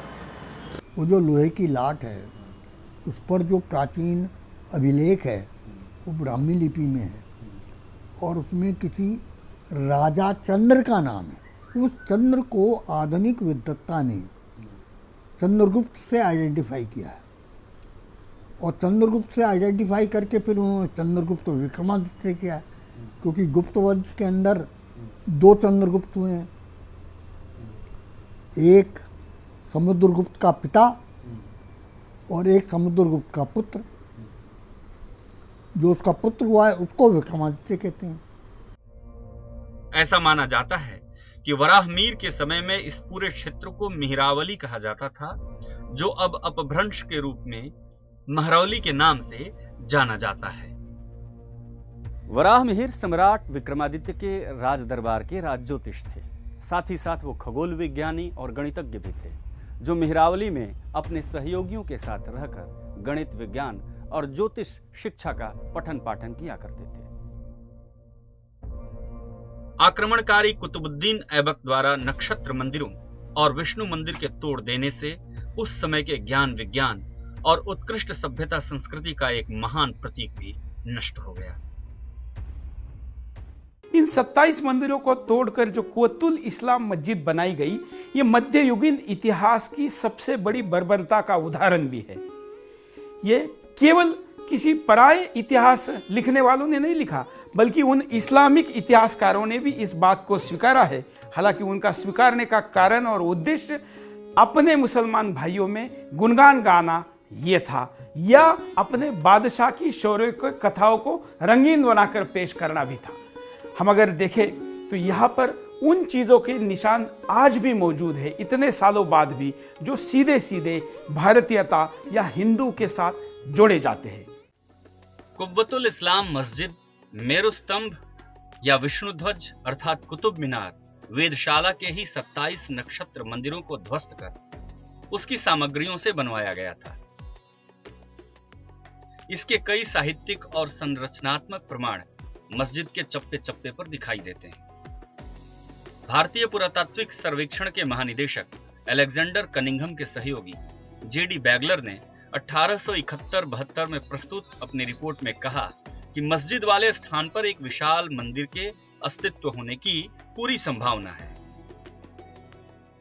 कि जब तक किसी मुल्क में वहाँ के रहने वालों के आप धर्म को अटैक नहीं करेंगे तो आप कभी भी उस मुल्क के ऊपर शासन नहीं कर सकते। ये अंग्रेज़ों ने देखा कि इस देश में जो भी है, अगर इनके धर्म को नहीं कुचला जाएगा, इनके पढ़ने की जो वो है एजुकेशन सिस्टम को अटैक नहीं किया जाएगा, तब तक हम यहाँ के ऊपर इनके ऊपर शासन नहीं कर सकते। इसीलिए वो अंग्रेजी यहाँ के ऊपर लाए। इसीलिए उन्होंने जितनी कोशिशें की थी वेस्ट की, वो सब यहाँ थोपने की कोशिश की, और हमारे धर्म को भी उन्होंने लोगों को ईसाई बनाना शुरू किया, कन्वर्ट करना शुरू किया। जब तक आप उस पर अटैक नहीं करेंगे, किसी देश पे आप राज नहीं कर सकते। एक और महत्वपूर्ण रिहाला नामक पुस्तक के लेखक इब्न बतूता ने इस बात का विस्तार से वर्णन किया है कि कुव्वतुल इस्लाम मस्जिद मंदिरों के समूह को ध्वस्त कर बनाई गई थी, संबोधित किया गया। आज के कुव्वतुल इस्लाम मस्जिद के परिसर में स्थित लौह स्तंभ में इसे प्रांशु विष्णु ध्वजः भी कहा गया है। इस मेरु स्तंभ यानी विष्णु ध्वज के चारों ओर ग्रहों की छाया मापने के लिए स्वर्ण जड़ित लकड़ी के लट्ठ लगे हुए थे। जिन स्थानों पर लट्ठ लगाए गए थे उनके छिद्र आज भी स्तंभ पर देखे जा सकते। इस प्रकार मेरु ध्वज यानी विष्णु ध्वज अर्थात आज का कुतुब मीनार अपने समय में खगोल विज्ञान और ज्योतिष के अध्ययन और शोध के एक बड़े केंद्र के रूप में विख्यात था। इस भवन को जो कुतुबुद्दीन का नाम दिया गया है, ये कुतुबुद्दीन कौन था? ये एक आक्रमणकारी था जो मध्य एशिया से भारत में लूट करने के लिए आया था। ऐसा आक्रमणकारी जिसने अजमेर में केवल 2.5 दिन का झोपड़ा बनाया, तो उसके सामने भी अपने नाम का शिलालेख लगाया कि ये उसने बनाया हुआ है। ऐसा आदमी अगर 27 नक्षत्रों वाला मंदिर और इतना बड़ा स्तंभ बना सकता है, तो उस पर अपना नाम क्यों नहीं लगाएगा, जिसका कोई प्रमाण इस पूरे भवन में इसका नाम छोड़ के नहीं है। इस भवन के बारे में जब हम कुतुब नाम को नकार रहे हैं, तब हम आपके सामने ऐसे सत्य को रख रहे हैं जिसके पूरे तथ्य हमारे पास मौजूद है। हम किसी बात को ऐसे ही नहीं कहेंगे। ऐसे कई शिलालेख, ऐसे कई कागजात, ऐसे कई तथ्य इतने साल पुराने हैं, जब इस्लाम का भी जन्म नहीं हुआ था, तो कुतुब तो बहुत छोटी चीज है। आइए इस सत्य के सारे तथ्य देखते हैं। कुतुब मीनार के कुतुबुद्दीन ऐबक और मोहम्मद गोरी से सदियों पहले वराहमीर द्वारा स्थापित वेधशाला होने के कई प्रमाण हैं। साथ ही पूर्वाग्रह ग्रस्त इतिहासकारों द्वारा मेरु स्तंभ या विष्णु ध्वज को कुतुबुद्दीन ऐबक द्वारा बनवाने की बात को झूठा साबित करने के लिए भी कई साक्ष्य प्रचुरता से उपलब्ध हैं। कुतुब मीनार में उपलब्ध अभिलेखों में लिखे गए तथ्यों के आधार पर यह स्पष्ट रूप से कहा जा सकता है कि कुतुब मीनार वेधशाला के रूप में प्रयुक्त संरचना थी। कुतुब मीनार पर अंकित अभिलेखों को 3 वर्गों में विभाजित किया जा सकता है। पहले कोटि के अभिलेख वो हैं जो कुतुब मीनार के भीतरी और बाहरी दीवारों पर, प्रवेश द्वार पर, रोशनदानों में, कोनों में या अन्य गुप्त स्थानों पर अंकित किए गए। इन अभिलेखों की लिपि अत्यंत क्लिष्ट और समझे जाने में कठिन है। इन पहले प्रकार के अभिलेखों के भावार्थ समझने पर स्पष्ट हो जाता है कि कुतुब मीनार का निर्माण गोरी या ऐबक के जमाने से वर्षों पहले का है। कुतुब मीनार के प्रवेश द्वार के बाहर दाहिनी तरफ, प्रवेश द्वार के भीतर बाईं तरफ और सीढ़ियों के पास मेहराब में कुल 3 स्थानों पर संवत 1256 अंकित है।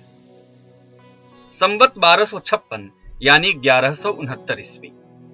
मोहम्मद गोरी ने दिल्ली पर 1193 से 1200 ईस्वी तक और उसके मरने के बाद कुतुबुद्दीन ऐबक ने 1206 से 1210 ईस्वी तक दिल्ली पर शासन किया।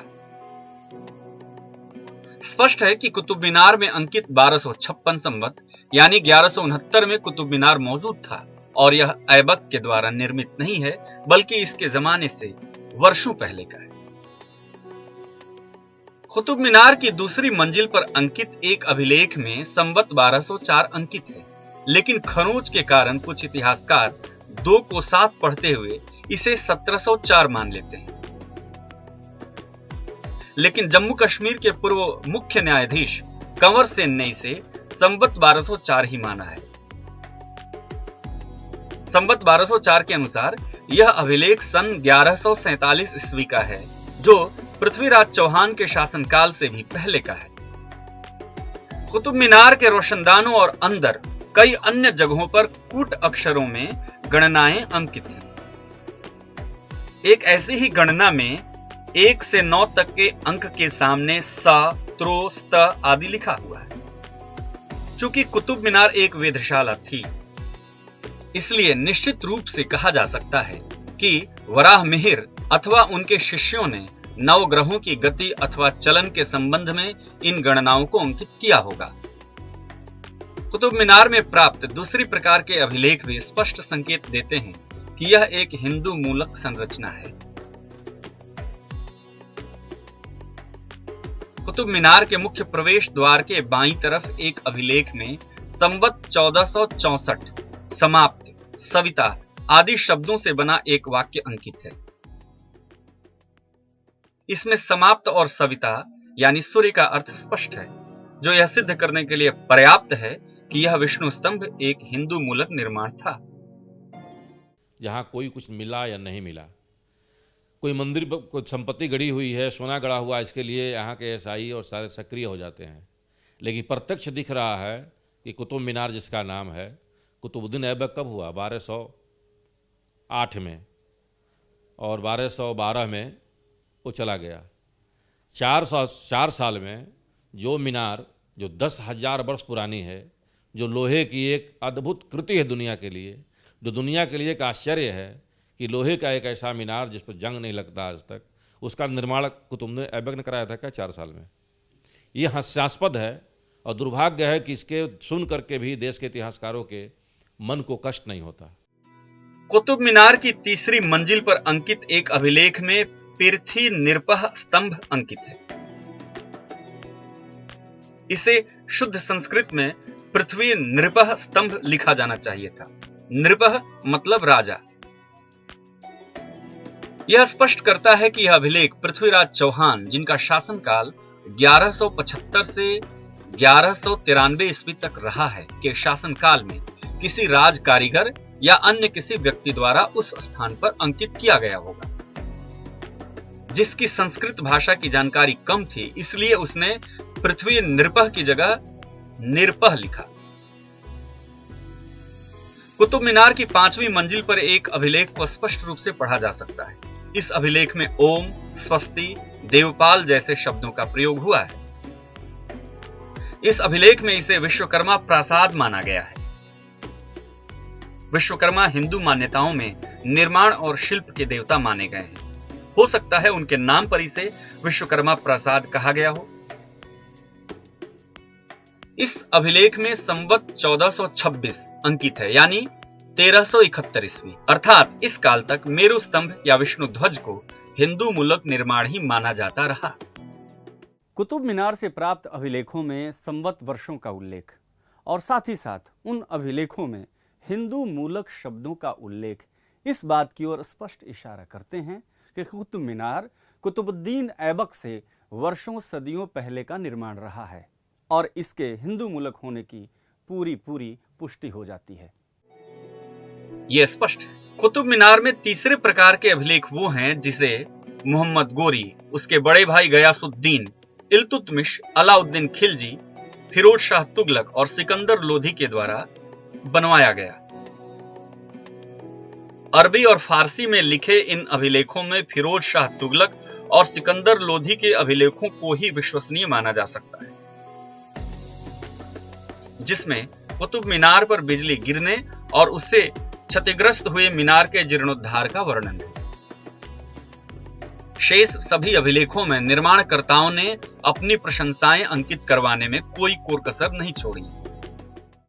विष्णु स्तंभ से, गरुड़ स्तंभ से कुतुब मीनार हो सकता है, तो संस्कृत जहाँ लिखे गए हैं उसके बगल में किसी पत्थर में उर्दू नहीं लिखा जा सकता क्या?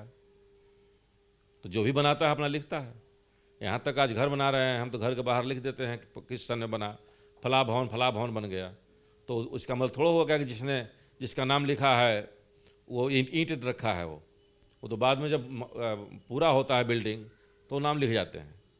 तो जो लोग इतना बड़ा षड्यंत्र कर रहे थे, जो संपूर्ण भारत को दारुल हरब और दारुल इस्लाम करने की योजना करके आए थे, जो संपूर्ण भारत को लूट करके यहाँ के लोगों को इस्लाम बनाने के लिए ही आए थे, लिखने और पढ़ने का उसका अध्ययन होना चाहिए। लिपि शास्त्र के लोग हैं, वो कब की लिखी हुई है, किस भाषा में लिखी गई है, उस भाषा का क्या प्रचलन था, ये सारी चीज़ें उद्घाटित हो सकती हैं।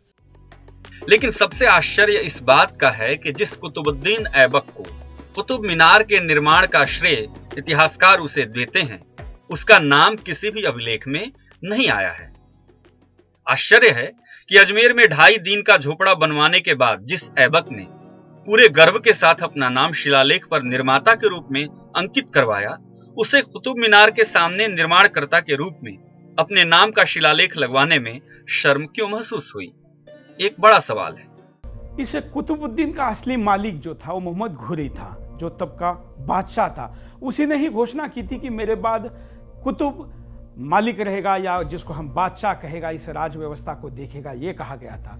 इन दोनों के समकालीन जितना भी साहित्य है, मुस्लिम साहित्य है या अन्य भारतीय भी साहित्य है, इसमें किसी में भी इन दोनों का नाम इस भवन के साथ नहीं जुड़ता है। यहाँ तक कि इन दोनों के विचारों के और प्रभावों में रहने वाले जो मुस्लिम इतिहासकार हैं, उनमें से भी किसी ने इस भवन का नाम इनके साथ नहीं जोड़ा है। कुछ ऐतिहासिक तथ्य भी देखिए। कुतुब मीनार को कुतुबुद्दीन ऐबक ने बनवाया, इसका कोई साहित्यिक प्रमाण ऐबक के समकालीन लेखकों की पुस्तकों में नहीं पाया जाता है, जो सिद्ध करता है कि कुतुब मीनार ऐबक द्वारा निर्मित नहीं माना जा सकता। हसन निजामी द्वारा रचित पुस्तक ताज उल मरसीर को भारत में मुस्लिम शासन का ब्यौरा देने वाली पहली पुस्तक माना जाता है। इस पुस्तक में कुब्बतुल इस्लाम मस्जिद के निर्माण का तो वर्णन है, लेकिन कुतुब मीनार के निर्माण पर लेखक का मौन रहना यह बताता है कि ऐबक ने कुतुब मीनार का निर्माण अगर करवाया होता तो उसका उल्लेख इस पुस्तक में जरूर हुआ होता। तो अब कुतुबुद्दीन ऐबक के समय जो लेखक हैं हम उनको कंसिडर कर रहे हैं। तो उनमें से एक लेखक है हसन निजामी।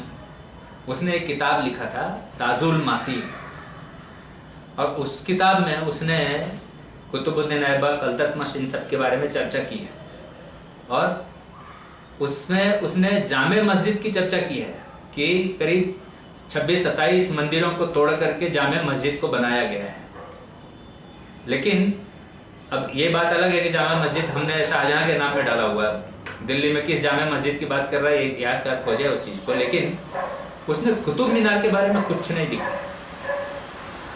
जो अल्ततमश के बारे में, कुतुबुद्दीन ऐबक के बारे में कहानी लिख रहा हो, उनकी घटनाओं को लिख रहा हो, और यदि इतनी प्रसिद्ध स्मारक का निर्माण हो रहा हो, उसके बारे में उल्लेख नहीं करे, ये तो संभव नहीं है। महमूद गजनवी और मोहम्मद गोरी के इतिहास के बारे में लिखने वाले इतिहासकार इब्न असीर ने भी कहीं भी कुतुब मीनार के ऐबक द्वारा निर्माण की बात नहीं लिखी है। जमीउल हियाकत व लवानी उल रिवायत नामक पुस्तक के लेखक मौलाना नरुद्दीन मोहम्मद ने 1211 से 1236 ईस्वी के बीच में उक्त पुस्तक लिखी, जिसमें समकालीन भारतीय इतिहास का वर्णन है। उसने ऐबक और गोरी के बारे में तो लिखा, लेकिन कुतुब मीनार के निर्माण का कोई उल्लेख नहीं किया। अलाउद्दीन खिलजी के समकालीन मीर खुसरू ने अपनी पुस्तक तहरीक-ई-अलाई में इस बात का वर्णन किया है कि अलाउद्दीन खिलजी ने कुतुब मीनार से बड़ा एक दूसरा मीनार बनवाने का प्रयास किया था। खिलजी उस मीनार को इतनी ऊंचाई वाला बनवाना चाहता था कि उससे ऊंची कोई दूसरी मीनार नहीं बनवाई जा सकी। लेकिन खुसरू ने इस पुस्तक में ऐबक द्वारा कुतुब मीनार के बनवाए जाने की बात कहीं भी नहीं की है। अलग अलग पृष्ठभूमि के इतने इतिहासकार अगर मोहम्मद गोरी, कुतुबुद्दीन ऐबक और अलाउद्दीन खिलजी के इतिहास के बारे में लिखते हैं और कुतुब मीनार के बारे में अगर नहीं लिखते हैं, तो इससे बड़े आश्चर्य की क्या बात होगी। ये एक स्पष्ट इशारा करता है कि कुतुबुद्दीन ऐबक का कुतुब मीनार के निर्माण से कोई संबंध नहीं था। भारतीय पुरातात्विक सर्वेक्षण के पहले महानिदेशक अलेक्जेंडर कनिंघम के सहयोगी जेडी बैगलर ने भी अपनी रिपोर्ट में कुतुब मीनार को हिंदू भवन माना था। तो अब कुतुब मीनार का यदि कॉन्टेक्स्ट ले लें तो 1860 के आसपास में अपना नेशनल आर्काइव के लीडरशिप रोल में कनिंघम आए थे, और 1971-72 में जो कनिंघम के असिस्टेंट थे बैगलर, उन्होंने एक कुतुब मीनार के ऊपर में अपनी रिपोर्ट दी थी, जिसमें उन्होंने बहुत क्लियरली मेंशन किया था कि ये हिंदू आर्किटेक्चर है। उसे हम क्यों नहीं स्वीकार करते हैं? उसको एटलीस्ट हमारे इतिहासकार जो है कंसीडर क्यों नहीं करते हैं वन ऑफ द डॉक्यूमेंट के रूप में? अच्छा, लेकिन कनिंघम ने उसकी रिपोर्ट को मानने से इनकार कर दिया और कुतुब मीनार को एक इस्लामिक संरचना मानने की गलती कर बैठा, हालांकि वह खुद यह निर्णय लेते समय भ्रम की स्थिति में था। ऐतिहासिक प्रमाणों के बाद आइए अब हम नजर डालते हैं इसकी जो बनावट है, इसकी जो वास्तु है, उसके कला की तरफ। अगर हम ये देखें तो जिस प्रकार से ये पूरी वेदशाला बनी है, जिसको विष्णु स्तंभ कहा जाता है, विष्णु ध्वज भी कहा जाता है, ये विष्णु का नाम इसलिए भी आता है क्योंकि ये सारे जो नक्षत्र है इसका स्वामी सूर्य माना गया है, और सूर्य का एक नाम विष्णु भी है, एक रूप विष्णु भी है, और इसलिए इसको विष्णु स्तंभ कहा गया। इसकी सारी बनावटों को अगर हम देखते हैं तो पूरी तरीके से भारतीय स्थापत्य कला का आदर्श उदाहरण है। आइए इस पर नजर डालते हैं। कुतुब मीनार अर्थात विष्णु ध्वज एक वेदशाला था। विष्णु ध्वज यानी कुतुब मीनार के निर्माण और संरचनात्मक विशेषताओं पर गौर करें तो स्पष्ट हो जाएगा कि इसका निर्माण पूर्णतः हिंदू निर्माण शैली, शिल्प और ज्योतिषीय विशिष्टताओं पर आधारित है। कुतुब मीनार के रोशनदान इसके वेदशाला होने का बड़ा ठोस प्रमाण प्रस्तुत करते हैं। इन रोशनदानों का निर्माण ग्रहों और नक्षत्रों के रात या दिन के समय देखने के लिए किया गया था। इन रोशनदानों से विष्णु ध्वज के भीतर आने वाले प्रकाश को नियंत्रित करने के लिए रोशनदानों के आगे मोटे रस्से लटकाने की व्यवस्था थी। इन रोशनदानों की संख्या 27 है, जो आकाश में अलग अलग 27 नक्षत्रों को देखने के लिए बनाए गए थे। ये सारे रोशनदान एक दूसरे से 105 डिग्री के अंतर पर बनाए गए हैं ताकि संपूर्ण आकाश का निरीक्षण किया जा सके। फिर इसकी जो मंजिल में जब ऊपर जाते हैं तो जो झरोके हैं वो भी गिनती में 27